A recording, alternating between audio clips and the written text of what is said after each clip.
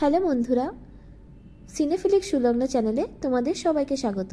এখন আমি আলোচনা করব পরশুরাম সিরিয়ালের আজকের পর্বের আপডেট নিয়ে। আজকের পর্বে আমরা দেখতে পাই পরশুরামের ছেলে, যার নাম লাট্টু, আর মেয়ে তার নাম পিকু, তারা বাবাকে ভীতু হিসেবেই জানে। আর তার মায়ের সাথে একটু আধটু তর্কাতর্কি হয়। তারা দুষ্টুমি করছিল, তাই তাদের মা তাদেরকে চুপ করতে বলে। ঠিক তখনই টটিনি মানে তাদের মার ফোনটা বেজে ওঠে আর সে ফোনটা রিসিভ করে। আমরা দেখতে পারি টটিনির মা ফোন করেছে, মানে পরশুরামের শাশুড়ি আর কি। আর তাদের কথাবার্তা শুনে বুঝতে পারা যায় যে টটিনিরা অনেক রিচ ফ্যামিলি থেকে বিলং করে। তাদের সাধারণ মধ্যবিত্ত পরশুরাম একেবারেই পছন্দ না। তার সাধারণ সাজ পোশাক, বিমা কোম্পানিতে চাকরি করা একেবারেই পছন্দ না। আজকে টটিনির বোনের রিং সেরেমনি, তাই জন্য তাদের মা টটিনি আর জামাই আর তাদের দুই ছেলে মেয়েকে ইনভাইট করতে চাইছেন। তবে তিনি মানে এটা বলা যেতে পারে বাড়ির সকলেই চায় যে পরশুরামও তাদের মতো স্টেটাস মেনটেন করুক, তাদের জামাইও তাদের মতো হাই সোসাইটি স্টেটাস নিয়ে চলাফেরা করুক। তাই জন্য ড্রাইভারের হাত দিয়ে তিনি একটি স্যুট পাঠিয়ে দেন টটিনির বাড়িতে। টটিনি অনেকবারই মাকে মানা করে, কিন্তু হঠাৎ করেই শুনতে পায় তাদের বাড়ির কলিং বেলটা বাজছে।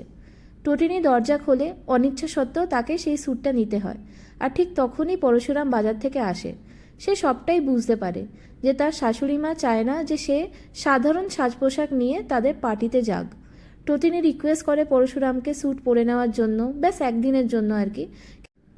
পরশুরাম তো এমনকি পার্টিতেও যেতে চায় না। আমরা তাদের কথাবার্তা বুঝতে পারি যে পরশুরামের পাস্ট কিছু খারাপ এক্সপিরিয়েন্স ঘটেছিল তার শ্বশুর বাড়িতে, সেই কারণে। টটিনি যাই হোক অনেক কনভিন্স করতে চেষ্টা করে পরশুরামকে। পরশুরাম রাজি হয়ে যায় পার্টিতে যেতে, কিন্তু সে এইটাই শর্ত দেয় যে সে নিজের মতো করে যাবে, কারোর দেওয়া পোশাক পরে সংসেজে যাবে না। কিছুক্ষণ পরে আমরা দেখতে পারি টটিনির বাবা টটিনির মায়ের সাথে কথা বলতে আসেন। আর তার বাবাও একদমই পছন্দ করেন না পরশুরামকে, এমনকি তার উপস্থিতিটুকুও পছন্দ করে না। খাবার টেবিলে বসেন তার বাবা, এবং একে একে আমরা টটিনির বাপের বাড়ির অনেক সদস্যকেই দেখতে পাই, যাদের মধ্যে ভূমিকা নামের একটি মেয়ে, সে পরশুরামকে সাপোর্ট করে। উল্টো দিকে বাড়ির অন্য কোনো সদস্যই পরশুরামকে সাপোর্ট করে না, উল্টে তাকে প্রচণ্ড রকমভাবে অপমান, ঠেস দিয়ে কথাবার্তা বলে। এমনকি টটিনির যে বোনও, সেও অবধি তার জামাইবাবুকে সম্মান করে না। এদিকে আমরা দেখতে পাই টটিনি রেডি হচ্ছে, আর তার ছেলে মেয়ে দুটো রেডি হয়ে গেছে। টটিনি মেয়ে লিপস্টিক পরেছে, আর সেই জন্য টটিনি অনেক রেগে গিয়ে তার লিপস্টিক মুছতে যায়। সেই সময় ঠিক টটিনির বোন তাকে কল করে আর ঠেস দিয়ে কথা বলতে থাকে, তার জামাইবাবু সম্পর্কে অনেক অপমানজনক কথাবার্তা বলতে থাকে।